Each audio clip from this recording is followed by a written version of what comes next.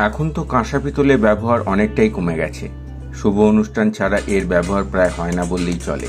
কিন্তু এখনো এমন একটি গ্রাম আছে যাদের প্রধান জীবিকাই হচ্ছে কাঁসা পিতলের সামগ্রী তৈরি ও বিক্রি। এখানে প্রায় 50টার কাছাকাছি কাঁসা পিতলের সামগ্রী তৈরির কারখানা আছে। প্রায় 2000 শ্রমিক এই পেশার সাথে যুক্ত। এছাড়া দোকানও আছে যেখানে আপনারা সস্তায় কাঁসা পিতলের সামগ্রী পেয়ে যাবেন। তাহলে চলুন দেখে নিই কিভাবে কাঁসা পিতলের সামগ্রী তৈরি হয় এখানে।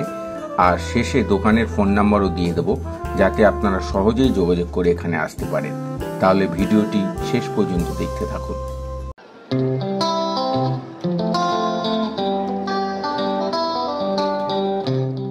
এখন আমি আছি দত্তপুকুর স্টেশনে। আজকে আপনাদের একটা অন্যরকম জায়গায় ঘুরতে নিয়ে যাব। দত্তপুকুর স্টেশন থেকে যাওয়া যায় কাঁসারি পাড়ায়। সেখানে বিভিন্ন ধরনের কাঁসার বাসন এবং জিনিসপত্র তৈরি হয়। চলুন তাহলে দেখে আসি কাঁসারি পাড়ার জীবন জীবিকা কেমন চলছে।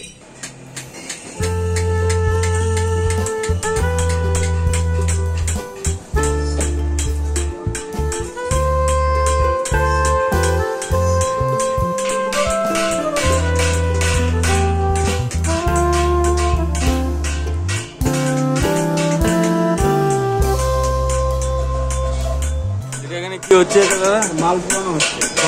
আচ্ছা, ঘরটা পুরানো হচ্ছে এটা পরে আবার কি হবে? এটা আবার টানা হবে ওখানে। আচ্ছা, এখনো দুবার পোড়ানো হবে। বড় ঘর, এবার এটা কি পেটানো হবে এরপরে নাকি? মেশিনে। এটা মেশিনে। প্রথমে এই ধরনের কাঁসার মণ্ডগুলো নিয়ে এই মেশিনে ফেলে বিভিন্ন আকারের পাত তৈরি করে নেওয়া হয়। সেগুলি তারপর অ্যাসিড জলে একবার মেজে নেওয়া হয়। তারপর পাতগুলি বিভিন্ন আকারের ডাইসে ফেলে মেশিনের মাধ্যমে কলসি, হাঁড়ি, গামলা ইত্যাদির বিভিন্ন অংশগুলি তৈরি করা হয়।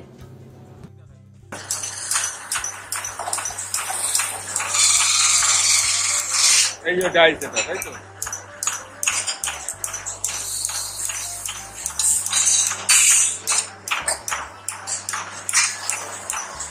এটাও সেম, ডাইসে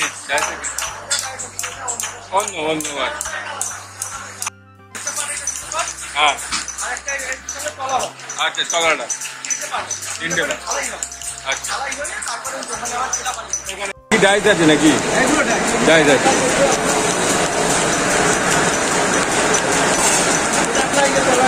এই যে তলার ডাই আছে। এখন একটা ছোট ঘটির বিভিন্ন অংশগুলি ডাইসে ফেলে মেশিনের মাধ্যমে তৈরি করে নেওয়া হচ্ছে।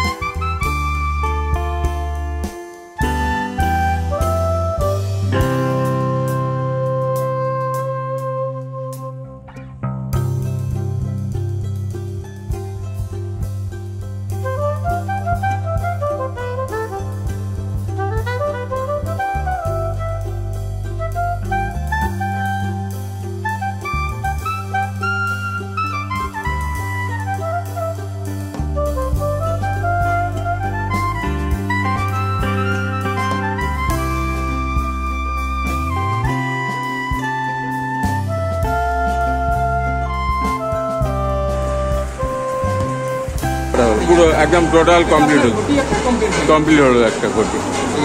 আচ্ছা, আপনার নামটা দাদা? একটু পাপ্পা কংসমণি। এখানকারই লোকালই তো আপনাদের? এইগুলো তো পুরনো, 14 বছর 15 বছর কাজ। পুরনো কাজ হয় আপনাদের নাকি?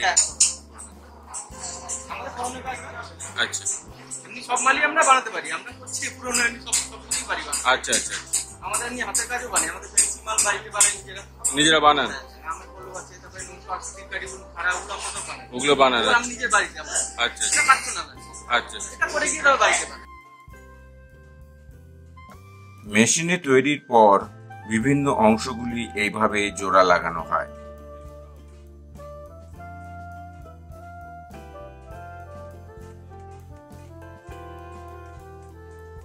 তারপর সেগুলি আগুনে ফেলে ঝালাই করা হয়। এবার পুরো অংশটি একবার অ্যাসিড জলে মেজে নেওয়া হয়। অ্যাসিড হচ্ছে, এটা কি জল আছে নাকি? আচ্ছা, আর অ্যাসিড কোনটা? অ্যাসিড, ও এটা অ্যাসিড আছে। এবার ছালাই বা পালিশ করা হয়।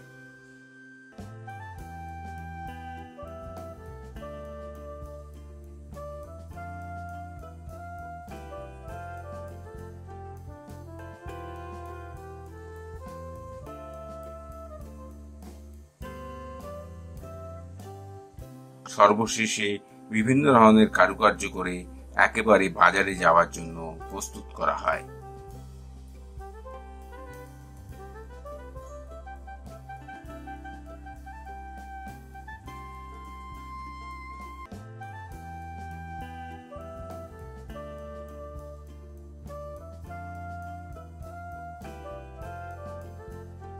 এটা কতদিনকার শিল্প?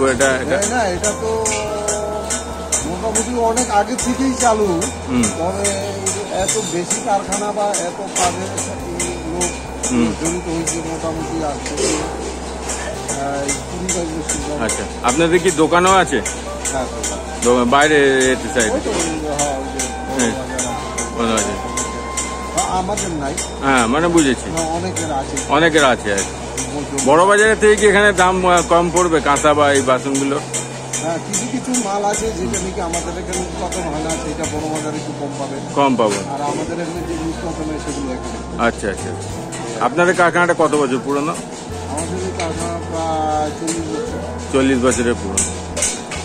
আর কেউ যদি আপনার ধরুন একটু কিছু অর্ডার দিল, আপনাদের এখানে এসে ডাইরেক্ট অর্ডার দিতে পারবে? হ্যাঁ, এখানে তো কাঁসার সবই বিক্রি হয়, কাঁসা ছাড়া অন্যান্য বিক্রি? আচ্ছা আচ্ছা, সবই বিক্রি হয়। এগুলো মানে মোটামুটি এখানে পাইকারি রেটই পাওয়া যায় নাকি সব? বড় বাজার থেকে দাম কম পড়ে? অবশ্যই পড়ে। এরকম কতগুলো দোকান আছে এখানে? 20টা দোকান আছে।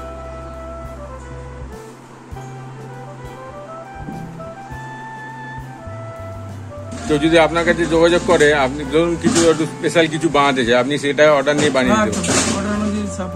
সাপ্লাই হয়ে যায়। আগে ফোন করবে। আচ্ছা, সময় নেব 8 দিন 10 দিন। হ্যাঁ, সেটা তো অবশ্যই। 4 দিন সময় নেব মাল কমপ্লিট করবো। আচ্ছা, ধন্যবাদ।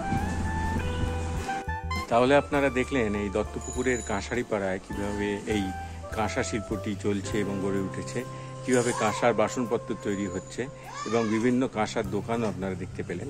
তাদের ফোন নম্বর আমি দিয়ে দিলাম।